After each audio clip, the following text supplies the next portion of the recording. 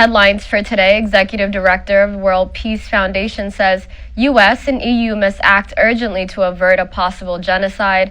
Tigrayans demand expulsion of Ethiopian and Eritrean delegations from the IMF and World Bank annual meetings, and Horn of Africa analyst praises Ireland for its moral stance at the UN Security Council. As we move on to our main updates for today, Executive Director of the World Peace Foundation says U.S. and EU must act urgently to avert a possible genocide. Professor Alex DeWall wrote on a responsible statecraft that Tigray faces a new onslaught by joint Ethiopian and Eritrean forces and federal offenses. Alex DeWall said that there's chatter about peace talks, but sharp disagreement on the mediator and the agenda, as the Tigrayans want an immediate cessation of hostilities and humanitarian access, while the federal government wants to negotiate without any preconditions, which according to DeWall is code for allowing its offensive to continue. The professor noted that Abiy's diplomatic strategy is aimed at buying time, and apparently it's working. And according to Alex DeWall, Abiy Ahmed, having spurned U.S. demands for a cessation of hostilities back in September and suffered no adverse consequences, confidently dictated the terms of a peace process to the African Union Commission chairperson Moussa Faki. He added that U.S. and EU must act urgently in support of Kenyan ex-president Kenyatta to avert a possible genocide. DeWall pointed out that whatever happens, the pillars of the Ethiopian state security institutions, finances, and the elite bargain have crumbled, and that the state collapse is just a matter of time. For now, the issue is how to stop Isaias directing another genocidal onslaught on Tigray and their people, and that will take more than words. Every day counts, as DeWall cautioned in his article. The International Monetary Fund, also known as the IMF, had their annual committee meeting yesterday, and members of the Tagaro diaspora were in attendance to make their voices heard. Timnit Bayru has more on this story.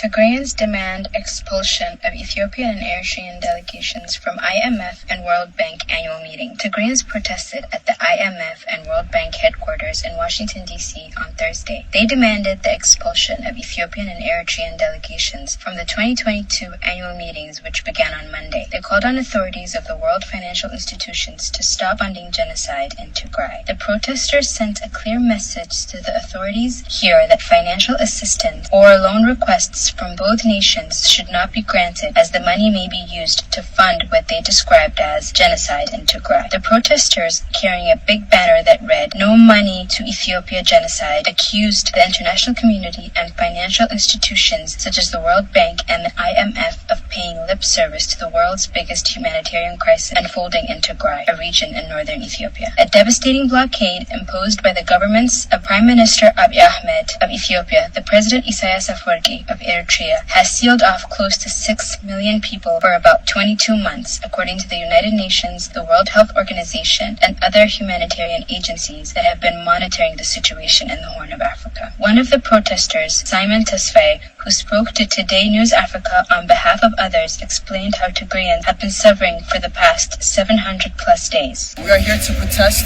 and ask the World Bank to reject the delegation that was sent by Abiy Ahmed and Isaias Afwerki to negotiate and raise funds for the ongoing war and genocide that's happening in northern part of Ethiopia. As we all know, Tigrayans have been suffering for the past 700 plus days. Drones are being used to massacre innocent children, and funds coming from entities like the World Bank, the United States government, are being used to buy bombs, drones, and other related weapons to massacre innocent civilians. A couple of weeks ago, a kindergarten was bombed, and over 7 children, the youngest being 2 years, has been killed. And these drones were being financed by funds that are coming from entities like the World Bank, IMF, and the likes. So we are here to ask the World Bank to reject the delegation that was sent and to uphold its part of its core mission to spread democracy and equality across the world. You can't say this while you're having innocent civilians that are being massacred in Tigray. So the delegation has entered the building as we speak, and they're negotiating with the World Bank in regards to fundings. We would like to ask the World Bank to reject this negotiation and send them back to where they come from, and determine some sort of peace to our people, then we can start talking about funds, and then we can talk about other development issues. While people are dying, being massacred, you can't come to the US to negotiate funds. Last week, on Tuesday, an airstrike in Adadaro, near the border with Eritrea, hit a center for IDPs, killing at least 50 people. According to humanitarian officials in the area who spoke to the Times on the condition of anonymity, the Tigrayan protesters accused the World Bank, the IMF, and the international community of neglecting the war in Tigray because of racism, re-echoing an argument made not long ago by the World Health Organization chief, Dr. Tedros Adhanom. Thank you, Timnit. Where is humanity? Asked the helpless doctor of Ethiopia's embattled Tigray region. One of the greatest casualties of the brutal civil war in Ethiopia has been its healthcare system, with the country's northern Tigray region under complete blockade and cut off from most communications. A disastrous humanitarian crisis has been unfolding in a war that has now become a world's unseen war. Dr. Fasikam Dasilase, a surgeon at Tigray's Idar Comprehensive Specialized Hospital, says our patients are getting basic medicines like antibiotics, IV fluids, and oxygen are not available. Dr. Fasika told National Public Radio that without these kinds of supplies, he's watched many patients die. This conflict has truly decimated the health system, says Lindsay Green, who's a senior program officer who's a researcher on sexual violence and other human rights violations at a Physicians for Human Rights. According to the Tigray Health Bureau, more than 80% of its hospitals have been destroyed or completely damaged. Rural clinics and health facilities are mostly non-operational, and medical workers, who are primarily government employees, haven't been paid in now months. Doctors have no choice but to wash and reuse gloves, and even on occasion resorting to plastic bags instead of gloves, distributing expired medications, halt elective surgeries, and turn away cancer patients, including children, due to the lack of chemotherapy. People with chronic conditions have been especially hard hit. Burhana Hailu, who's Ma'ala and 52, has type 2 diabetes, saying, "My main job is not worrying about my disease because I have children that I may not have to die and no one will take care of them." Insulin has become hard to come by, as Burhana borrowed some from his neighbor, but often goes without. Even our physicians and nurses are crying in front of us because they don't have something to give, as he says in tears. Kabrom Gabrasalase, who's a surgeon and a chief executive director at Idar Hospital in Ma'ala, the capital of Tigray, says it's difficult to lead a hospital in a conflict area under complete siege, and to make it even worse, no budget for operational activities either. It is human misery, an unprecedented calamity. We call for help. We plead for the entirety of the world to help us, but the silence is deafening. We sometimes ask, where is humanity?